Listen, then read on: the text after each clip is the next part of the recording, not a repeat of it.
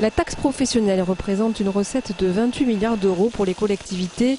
Pour le seul Conseil général de la Haute-Garonne, elle correspond à 45,5% de ses recettes de fiscalité directe, soit 16% du budget départemental. Si on était arrivé à trouver la solution, nous l'aurions tous avec plaisir appliquée. Si on ne l'a pas fait, c'est que c'est difficile de remplacer la taxe professionnelle. Deuxièmement, on fait ça dans la hâte. Une seule déclaration du président de la République voudrait régler d'un effet de manche le remplacement de la taxe professionnelle. On ne peut pas priver une collectivité locale comme le Conseil général, comme les autres, de recettes importantes qui servent à des investissements nécessaires à notre population. Pour les élus locaux, les pistes de substitution évoquées restent vagues. Une fiscalité qui permettait d'avoir un développement lié à, je dirais, un peu à l'essence de ce qui est l'agglomération, c'est-à-dire l'économie.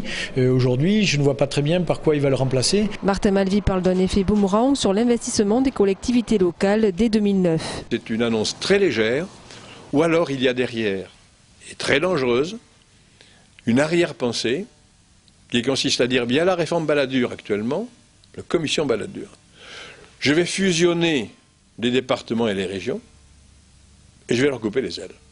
Leur couper les ailes au moment où on devrait mobiliser toutes les énergies. Je suis très critique à cet égard, très interrogatif.